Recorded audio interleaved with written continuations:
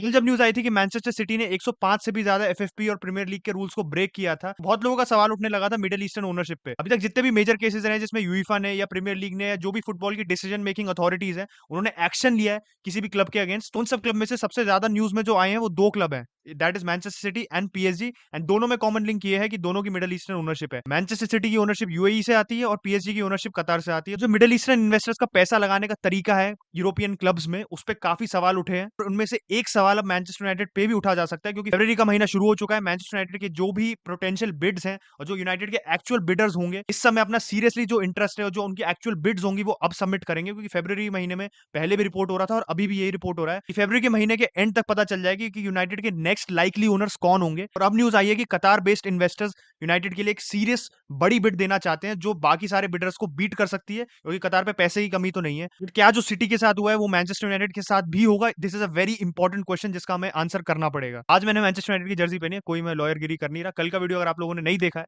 और आप लोगों का अगर कुछ सवाल थे कि क्या एक्चुअली ब्रीचेस हैं जो सिटी ने किया है या सिटी ने ऐसा क्या कर दिया जो 105 रूल ब्रेक कर दिया, this is never happened before, तो कल का वीडियो देख लेना, ऊपर वीडियो आ जाएगा, उस वीडियो को देख लेना। इस वीडियो के बाद अगर आप थोड़ा और डिटेल में जानना चाहते हो कि यूनाइटेड के नए ओनर्स कौन हो सकते हैं, पोटेंशियल ओनर्स जो इंटरेस्टेड पार्टीज है इस समय, तो उस पर भी मैंने वीडियो बनाया था पूरा समझाते हुए कि जो कहां कहां से ओनरशिप हो सकती है, कौन कौन सी कंट्री से मैनचेस्टर यूनाइटेड के अगले ओनर्स एक्चुअली हो सकते हैं और कौन सी बिड रियलिस्टिक है और कौन सी बिड आप कह सकते हो इम्प्रैक्टिकल है या बस मीडिया उसका रूमर बना रही है। उस वीडियो को भी देख लेना। इस वीडियो के बाद जैसे मैंने इंट्रो में भी कहा था, फरवरी का महीना बहुत क्रूशल होगा मैनचेस्टर यूनाइटेड के लिए, क्योंकि भाई 3 महीने से, अराउंड 3 साढ़े 3 महीने से हमें ये पता चल गया था कि मैनचेस्टर यूनाइटेड को बेचना चाहते हैं Glazers. They are looking for investment, क्योंकि उनके पास पैसे खत्म हो गए, जो मैनचेस्टर यूनाइटेड में आगे पैसा लगाना पड़ेगा, चाहे वो स्टेडियम के डेवलपमेंट में, ट्रांसफर्स में, 10 तरह के इन्वेस्टमेंट जो यूनाइटेड को इंप्रूव करने के लिए, take them to the next level. Glazers के पास अब पैसा खत्म हो गया है, यूनाइटेड के पास भी पैसा खत्म हो गया, इसीलिए यूनाइटेड ने जनवरी में खाली लोन डील्स करी थी। तीनों जो हमारी डील्स थी जनवरी में, बटलैंड, सबिट्जर और वेगोस, तीनों हमारे लोन डील्स थी, क्योंकि पैसे की बहुत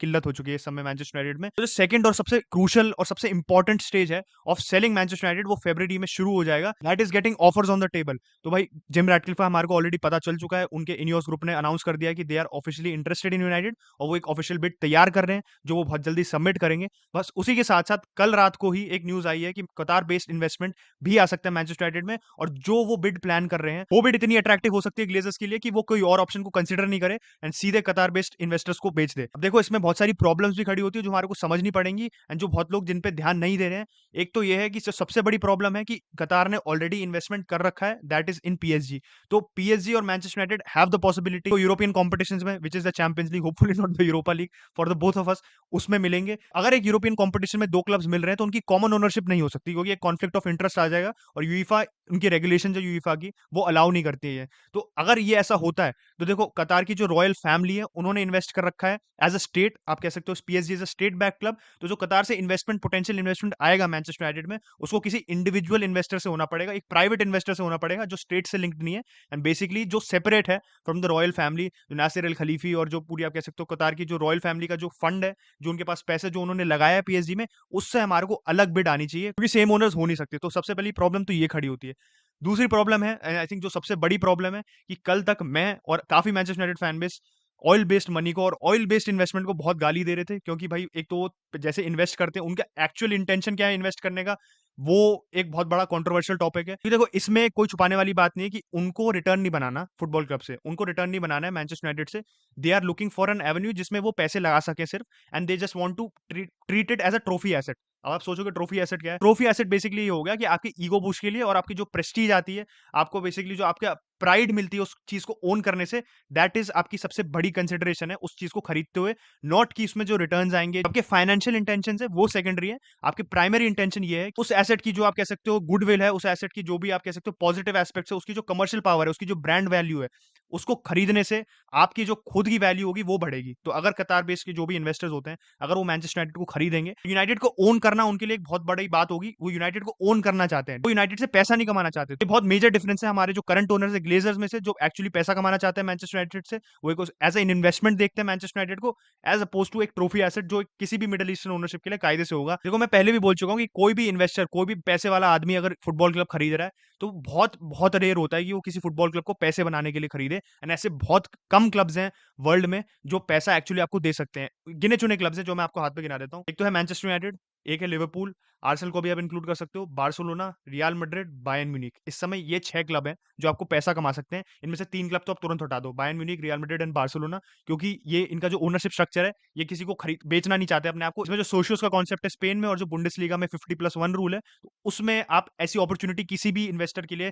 specially from the middle east आएगी नहीं कि वो खरीद सके। तो बचते हैं आपके पास Liverpool, Manchester United, Arsenal. Arsenal देखो बेच नहीं रहे क्रोंकीज, तो 2 क्लब बचे, दोनों सेल पे हैं इस समय, मैनचेस्टर यूनाइटेड एंड लिवरपूल। तो कोई भी जो पोटेंशियल इन्वेस्टर्स हैं, जो ये ट्रॉफी एसेट खरीदना चाहते हैं, वो लिवरपूल और मैनचेस्टर यूनाइटेड को आए कर रहे हैं। और इन दोनों क्लब में से मैनचेस्टर यूनाइटेड और लिवरपूल में से मैनचेस्टर यूनाइटेड के जो सेल की प्रोग्रेस है, वो काफी आगे है लिवरपूल से, क्योंकि लिवरपूल की भी जो न्यूज आई थी कि लिवरपूल को बेचना चाहते हैं जो एफएसजी है, उनके लिए कोई पोटेंशियल बिड्स और आप कह सकते हो सीरियस बिड्स की कोई न्यूज नहीं आई है। बट मैनचेस्टर यूनाइटेड के लिए कतार से भी आ रखी है, जिम रैटक्लिफ का तो हमारे को ऑलरेडी पता है। देखो मैंने ओनर्स की इंटेंशन की तो बात कर दी, ओनर्स की इंटेंशन हमारे को पता है, उनको पैसे नहीं कमाने मैनचेस्टर यूनाइटेड से, and this can be potentially a positive, and this is actually potentially this is going to be a positive, क्योंकि अगर वो पैसे नहीं कमाना चाहते तो they will be more willing कि वो पैसा लगाए यूनाइटेड में। उनको फर्क नहीं पड़ता कि अगर मैं 100 मिलियन, 1 बिलियन, जितना भी पैसा लगा रहा हूँ, 2 बिलियन, 3 बिलियन, जितना भी पैसा लगेगा रेनोवेट ओल्ड ट्रैफर्ड, या जितने ट्रांसफर्स में लगेंगे, या जो भी चीजें जिस तरह के खर्चे होते हैं, उन खर्चों में जो भी पैसा लगेगा, वो हम पैसा लगाना चाहते हैं with the intention of improving Manchester United, not improving हमारा जो इन्वेस्टमेंट है। तो अगर 5 बिलियन में या 6 बिलियन में या 7 बिलियन में अगर कतार से जो भी हमारे को इन्वेस्टर्स खरीदते हैं, तो उनको 5 6 7 बिलियन अभी नहीं कमाने, वो कमाना चाहते हैं ऑब्वियसली, ऐसा भी नहीं कि वो बिल्कुल पैसा नहीं कमाना चाहते, उनको फर्क नहीं पड़ रहा लॉस कर रही है मैनचेस्टर यूनाइटेड, लॉस तो नहीं करेगी बट उनको फर्क पड़ता है, बट काफी कम फर्क पड़ता है। तो उस पॉइंट ऑफ व्यू से अगर आप फैंस का पर्सपेक्टिव देखो, मेरा पर्सपेक्टिव देखो, या आपका पर्सपेक्टिव देखो, अगर आप as a Manchester United fan हो, तो आप काफी खुश होगे कि कोई ऐसे ओनर्स है जो पैसा लगाना चाहते हैं, जो इंप्रूव करना चाहते हैं आपको पहली प्रायोरिटी में, बाद में वो देखेंगे कि पैसा कितना वापस आ रहा है। तो ओल्ड ट्रैफर्ड को रेनोवेट करने के मामले में, एकेडमी को इंप्रूव करने के मामले में, एरिक टेन हैग को बैक करने के मामले में कि उसको अगर हर साल compete करना है, and if he wants to rival teams like Manchester City, Chelsea, Real Madrid, Bayern Munich, जो पैसा खर्च सकते हैं हर साल because they are run properly, तो उस मामले में हमारे को कोई चिंता करने की बात नहीं है। तो उस पॉइंट ऑफ व्यू से अगर आप सोचो कि आपकी टीम को अगर कंपेटिटिव होना है, तो ऑब्वियसली कतार based investment make sense. But I think third और जो सबसे मोस्ट इंपॉर्टेंट पॉइंट है, जो सबसे ज्यादा टेंशन का पॉइंट है, और जो सबसे ज्यादा आप कह सकते हो डिबेट का पॉइंट है, इज द मोरल डिलेमा। क्योंकि देखो एफएफपी का जो भी पूरा किस्सा चल रहा है, you can not, I am not trying to, यहाँ पे डिफेम नहीं करना चाहता हूँ मैं मिडिल ईस्टर्न इन्वेस्टमेंट को, या मैं उन पे सवाल नहीं उठाना चाहता हूँ, क्योंकि मेरे को नहीं पता भाई डीपली कैसे चल रहा है। मैं बहुत ही एक सुपरफिशियल पर्सपेक्टिव दे रहा हूँ उस पॉइंट ऑफ व्यू से कि मैंने जो पढ़ा है, मैं जो देख रहा हूँ अभी सिटी के साथ जैसे हम देख रहे हैं, पीएसजी के साथ जैसे हमने देखा है, जितने भी मिडिल ईस्टर्न ओन्ड क्लब्स हैं, न्यूकासल के साथ भी हमने देखा है, उसमें पैसे की कमी की कभी बात नहीं आती। उसमें सबसे बड़ी बात आती है मॉरल डिलेमा की बात आती है कि क्या आप एज अ फैन बेस चाहते हो कि आपको कतार से पैसा मिले, वही पैसा जो सिटी में गलत तरीकों से लगाया गया है, और जो इस समय क्वेश्चन में, जो इस समय इन्वेस्टिगेट किया जा रहा है, वही पैसा जो पीएसजी में लगाया गया, जिसको भी इन्वेस्ट किया गया है, वही पैसा जो आप कह सकते हो वर्ल्ड कप में करप्शन चार्जेस, 10 तरह की चीजें, जिसकी आप कह सकते हो लेजिटिमेसी पे, जिसकी आप कह सकते हो जो इंटेंशन है ना उसके पीछे, जो एक गुड फेथ होता है, एक जो होता है कि यार पैसे का जो सोर्स है, पैसा कैसे कमाया है, जो आपके ओनर्स है वो कैसा पैसा कमा रहे हैं, बेसिकली मेहनत की कमाई होती है, एक हराम की कमाई होती है। मैं ये नहीं कह रहा इनकी हराम की कमाई है, बट इनका जो ट्रैक रिकॉर्ड रहा है, उनकी जो फाइनेंस को छोड़ के जो कॉन्टेक्स्ट है, वो हमारे को कंसिडर करना पड़ता है। अब जैसे कतार के वर्ल्ड कप में भी ह्यूमन राइट्स की 10 तरह की बात हुई थी कि ये जो लेबरर्स थे वहां पे उनको ढंग से ट्रीट नहीं किया था, उनके पैसे नहीं दिए गए थे, उनके पासपोर्ट्स कॉन्फिस्केट कर दिए थे, बहुत तरह की हमने न्यूज सुनी थी। सऊदी अरेबिया का भी जो सॉवरेन वेल्थ फंड था जिन्होंने न्यूकासल को खरीदा, उनका भी जो आप कह सकते हो जो प्रीमियर लीग का जो टेस्ट होता है, फिट एंड प्रॉपर टेस्ट होता है, जो डायरेक्टर्स के लिए, बेसिकली नए ओनर्स के लिए जो टेस्ट कंडक्ट किया जाता है, जिसपे भी बहुत सवाल आप रेस कर सकते हो, क्योंकि वो अल्टीमेटली पास कर दिया था उन्होंने। मोहम्मद बिन सलमान जो रूलर है सऊदी अरेबिया का, उनका वहां पे एक जर्नलिस्ट को मरवाने में हाथ था, वो प्रूव भी हो चुका है काफी हद तक। एक पायरेटेड स्ट्रीम्स चल रही थी प्रीमियर लीग की सऊदी अरेबिया में, उसके पीछे उनका पैसा लगाने का भी आ चुका था। तो ये देखो यार, ये 10 तरह के, क्या आपको एक ऐसा ओनर चाहिए जिसपे 10 तरह के सवाल उठे जाएं from rivals, from your own fan base, जिसका इंटेंशन देखो, ये पहले पॉइंट पे आ जाते हैं, वो आपको ऐसा ट्रॉफी एसेट खरीदना चाहते हैं, ट्रॉफी एसेट वो आपको खरीदना चाहते हैं, उससे मेरे को कोई दिक्कत नहीं है। वो आपको एक ऐसा ऐसा वो मैं चाहता हूं कि हमारे जो नए ओनर्स हो, उनको गर्व महसूस हो कि हम मैनचेस्टर यूनाइटेड को ओन करते हैं, और उसी तरीके से वो उसको ट्रीट करें, और उस गर्व को बढ़ाना चाहे वो, और हमारे स्टेचर को बढ़ाना चाहे मैनचेस्टर यूनाइटेड को, वापस मैनचेस्टर यूनाइटेड को ट्रॉफीज जिताए, ये सब फैन बेस चाहते हैं, ये सब फैंस चाहते हैं। अल्टीमेटली देखो बात ये आती है कि आप नहीं चाहते हो जो कि सिटी के साथ हुआ। अभी हम हंस रहे हैं, अभी हम बहुत खुश हैं, as you rivals we are happy on City, whatever is happening, we are not feeling sorry for City. But हो सकता है कि फ्यूचर में जाके if United also get such investment, United पे भी सवाल उठाए जाए। ये आप लोगों पे छोड़ देता हूँ कि क्या आप चाहते हो आपके लिए भी पोटेंशियली ये प्रॉब्लम ऐसी खड़ी हो, एज अ फैन बेस आपको ये सब सहना पड़े जो सिटी को भी सहना पड़ रहा है। मैं नहीं चाहता ऐसा हो, we don't want any controversy to happen, क्योंकि United is more than capable कि वो अपने बल पे पैसा कमा सकते हैं। हमारा इतना बड़ा फैन बेस है, हमारी इतनी बड़ी कमर्शियल रीच है कि हम पैसा कमा सकते हैं। जरूरी नहीं, हमारे लिए इस समय इतना जरूरी नहीं है कि हमारे को कतार बेस्ड ही इन्वेस्टमेंट मिले, एंड जितनी बात चल रही है यूएस से भी इन्वेस्टमेंट आना उतना लाइकली है। फिर वो अगर आप किसी ने वीडियो नहीं देखा तो उस वीडियो को देख लेना, मैं उसमें पोटेंशियल यूएस इन्वेस्टर्स की भी बात की थी। यूएस इन्वेस्टर्स भी आ सकते हैं मैनचेस्टर यूनाइटेड के पास, एंड अच्छी बात यह है कि ये यूएस इन्वेस्टर्स ग्लेजर्स की तरह नहीं है, इन यूएस इन्वेस्टर्स का काफी एक्सपीरियंस है स्पोर्ट्स क्लब्स को मैनेज करने में, और जो इनका इन्वेस्टमेंट्स रहते हैं वो मोस्टली स्पोर्ट्स क्लब्स में ही रहते हैं। चाहे आप बास्केटबॉल में देख लो, आप अमेरिकन फुटबॉल में देख लो ना, इवन यूरोपियन फुटबॉल में भी देख लो, इनके एक्सपीरियंस है, इनके पास एक्सपीरियंस है कि कैसे आप एक क्लब को नेक्स्ट लेवल पे ले जाओ उनकी कमर्शियल रीच पे और उनकी आप कह सकते हो सक्सेस के मामले में। तो मेरे को किसी अच्छे यूएस ओनर से दिक्कत नहीं है। आप कितनी भी टॉड बोली को आप गाली दे दो, टॉड बोली पैसे लगाने के मामले में कभी भी पीछे नहीं हटता, एंड ही इज इन्वेस्टिंग। कोई भी अमेरिकन ओनर इस समय टॉड बोली जैसा नहीं है कि जो बिना सोचे समझे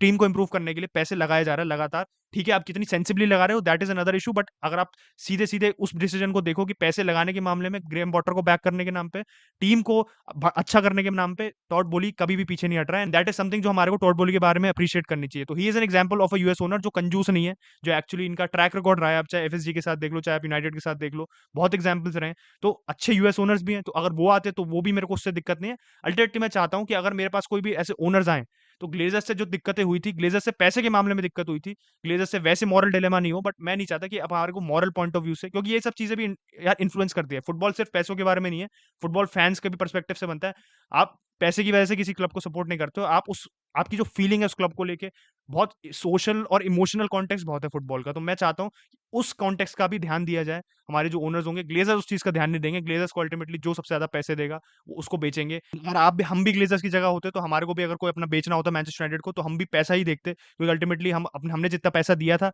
यूनाइटेड के लिए और हमारे को जितना पैसा मिल रहा है वही चीज मैटर करेगी। अभी इस पोजीशन में बैठ के कहना बहुत आसान है हमारे लिए कि यार ग्लेजर्स को ऐसा करना चाहिए, हमें ऐसा करते हैं या हमें ऐसा नहीं करना चाहिए। ये सब कहना बहुत आसान है, अल्टीमेटली क्लब को बेचा इसलिए जा रहा है, पैसे के मोटिव से बेचा जा रहा है, तो पैसे ही परम उद्देश्य होगा ग्लेजर्स के लिए, अल्टीमेट डिसाइडिंग फैक्टर होगा ग्लेजर्स के लिए। तो that is out of our hands. But आप लोगों का ओपिनियन है, कतार बेस्ड इन्वेस्टमेंट क्या आप चाहते हो यूनाइटेड में? Will you be happy with that, specially considering जो सिटी के साथ हुआ है? क्या आप उस चीज को नजरअंदाज कर सकते हो and you will be like हमें पैसा चाहिए, हमारे को बेस्ट ओनर्स चाहिए, चाहे वो कतार से आए, यूएस से आए, कहीं से अंटार्कटिका से क्यों ना आए? तो late me know in the comment section down below. अगर आपको वीडियो अच्छा लगा हो, लाइक करना मत भूलना। पिछले 2 वीडियोस पे काफी अच्छा रिस्पांस आया है, तो मैं काफी शुक्रगुजार हूं आप लोगों का कि you are responding well, and बताते रहा करो यार, आपको जिस तरह की कंटेंट चाहिए उस तरह की कंटेंट बनाने की मैं कोशिश करूंगा। ये वीडियो कैसा लगा, let me know in the comment section down below. Subscribe to the channel, 21 के करा दो भाई फटाफट, and I will catch you guys in the next video और लाइव स्ट्रीम। Bye bye.